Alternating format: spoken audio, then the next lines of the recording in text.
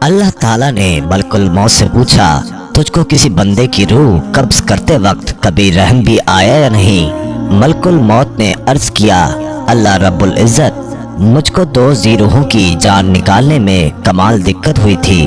अगर तेरा हुक्म न होता तो मैं हरगिज हरगिज इनकी जान न निकालता। मुझे बड़ा ही सदमा और अफसोस हुआ। मैंने तेरे हुक्म की तकमील जरूर की, मगर नहायत ही दुख के साथ। और वो 2, एक माँ और एक बेटा था।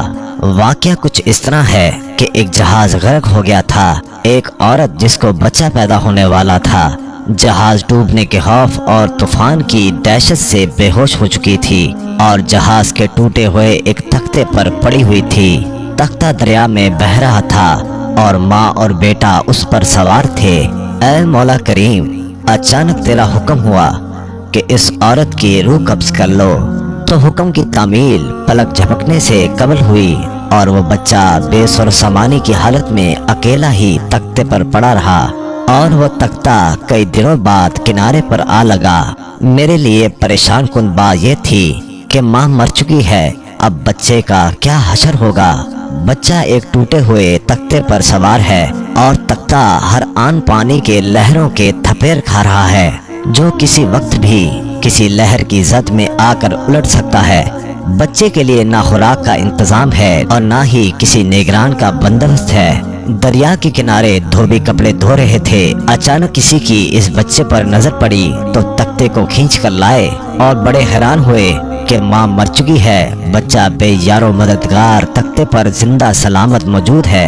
वो लोग इस बच्चे को अपने सरदार के पास ले गए। सरदार बेचारा बे औलाद था। सरदार का खूबसूरत बच्चा देखकर उस पर उसका दिल आ गया और सरदार ने बच्चे को अपनी निगरानी में लेकर उसे अपना बेटा बना लिया। ये बच्चा 8-9 साल की उम्र का था। एक रोज गांव के बाहर बच्चों के साथ खेल रहा था कि अचानक ही शोर उठा कि बादशाह की सवारी आ रही है। ये सुनते ही सारे बच्चे बादशाह के डर से भाग गए, लेकिन शदाद वही करीब के एक टेले की अड्डे में छुपकर बादशाह की सवारी और शाही लश्कर का नजारा देखने लगा। यहाँ तक कि तमाम लश्कर गुजर गया और बादशाह की सवारी गुजरने के बाद कुछ प्यादे गिरी पड़ी हुई चीजों की खबरगिरी के वास्ते लश्कर के पीछे पीछे आए। उन प्यादों में से एक प्यादे ने रास्ते में एक पोटली पड़ी हुई पाई। उसने जब पोटली को खोलकर देखा तो उसमें एक सुरमेदानी थी। वो प्यादे ने अपने साथियों से बोला, मैंने सुरमा पाया है, अगर तुम्हारी इजाजत हो तो मैं इसे अपनी आंखों में लगाऊं, क्योंकि मेरी बिनाई भी कुछ कमजोर हो गई है, शायद इससे कुछ फायदा हो जाए। उसके साथियों ने जवाब दिया, अव्वल तो रास्ते में पड़ी हुई चीज उठाना नहीं चाहिए, खैर अब तूने उठा ही ली है तो बगैर आजमाए हुए आंखों में हरगिज मत लगाना, कहीं फायदे के और नुकसान न हो जाए, पहले किसी और की आंखों में लगा कर देख। ये सुनकर प्यादे ने इधर उधर देखा तो उसे शदाद एक टेले के ऊपर खड़ा नजर आया। प्यादे ने उसे बड़े प्यार से बुलाया और कहा, आ बेटा, हम तेरी आंखों में सुरमा लगा दें ताकि तेरी आंखें अच्छी लगे।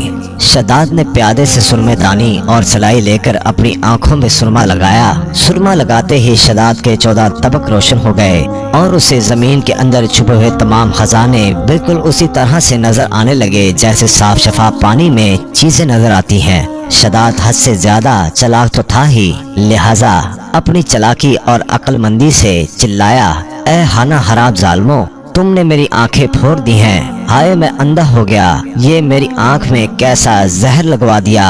हाय अब मैं बादशाह के पास जाकर फरियाद करूंगा और तुमको सजा दिलवाऊंगा। प्यादों ने जो ये सुना तो मारे खौफ के सुरमा वहीं छोड़कर गिरते पड़ते अपनी जान बचाते हुए भाग खड़े हुए और शदाद अपनी चालाकी और प्यादों की बुज़दिली पर खूब हंसा और सुरमादानी लेकर अपने घर आ गया और अपने बाप से सारा वाकया बयान कर दिया। मोहतर अपने बेटे की होशियारी से बहुत खुश हुआ और बोला, रात को जब सब लोग सो जाएंगे तो हम अपने भरोसे के मजदूरों के साथ हौड़े वगैरह लेकर चलेंगे और जहाँ भी तुझको खजाने नजर आएंगे हम वहाँ से खोद कर निकाल लेंगे और अपने गधों और खच्चरों पर लाद के खजाना ले आएंगे। इस तरह शदाद ने बहुत सा माल और दौलत और जवाहर इकट्ठे कर लिए। जमीन के तमाम खजाने اس کی نظروں میں تھے۔ اس نے آہستہ آہستہ بہت سے آدمی اپنے ساتھ ملا لیے۔ اس کے بعد تمام سرداروں کو ادھر ادھر کر دیا اور خود سردار بن گیا۔ آخر نوبت یہاں تک پہنچی کہ اس نے بادشاہ کے ساتھ بھی ٹکر لے لی اور اسے مغلوب کر کے خود بادشاہ بن گیا۔ اس بچے کا نام شداد تھا اور یہ وہی بچہ تھا جس کی ماں تختے پر مر گئی تھی اور یہ اکیلا دریا کی لہروں کے ساتھ بہہ رہا تھا۔ کہتے ہیں کہ جب یہ برسرے اقتدار آیا تو اس نے حکم دیا کہ ایک ایسا کمال درجے کا شہر آباد کیا جائے جس کی ایک اینٹ سونے کی ہو اور دوسری چاندی کی ہو، اس میں ایک عالی شان باغ ہو جس میں دنیا کی ہر چیز میسر ہو۔ جب وہ شہر ہر لحاظ سے مکمل ہو گیا تو شداد نے ارادہ کیا کہ جا کر اس شہر کا نظارہ کیا جائے۔ چنانچہ وہ شہر کو دیکھنے نکلا۔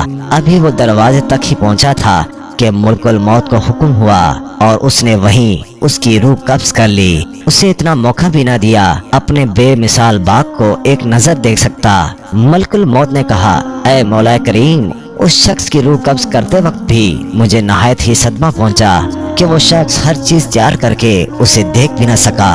حق تعالیٰ نے فرمایا، یہ وہی بچہ ہے جس کی ماں تختے پر مر گئی تھی اور اس پر تجھے ترس آیا تھا۔ اس بچے نے بڑے ہو کر نافرمانی کی، خدا کے حکم سے بغاوت کی اور سرکشی اختیار کی، مگر ہم نے اسے خود ساختہ جنت میں قدم رکھنے کی مہلت بھی نہ دی اور اسے باہر ہی ہلاک کر دیا۔ معتبر تفسیروں میں لکھا ہے کہ شداد اور اس کے لشکر اور اس شہر کے تمام لوگوں کے ہلاک ہونے کے بعد اللہ پاک نے اس شہر کو دنیا والوں کی نظروں سے پوشیدہ کر دیا ہے، مگر کبھی کبھی رات کے وقت عدن کے گرد و نواح کے لوگوں کو اس جگہ چمکدار روشنی دکھائی دیتی ہے جس کے بارے میں خیال ہے کہ یہ روشنی اسی شہر کی دیواروں کی ہے۔ سیدنا امیر معاویہ رضی اللہ تعالیٰ عنہ کے زمانے میں ایک صحابی رضی اللہ تعالیٰ عنہ کا اونٹ گم ہو گیا تھا۔ وہ اونٹ کی تلاش میں کہیں اس علاقے میں جا نکلا تو حق تعالیٰ نے اسے وہ سب کچھ دکھلا دیا تھا۔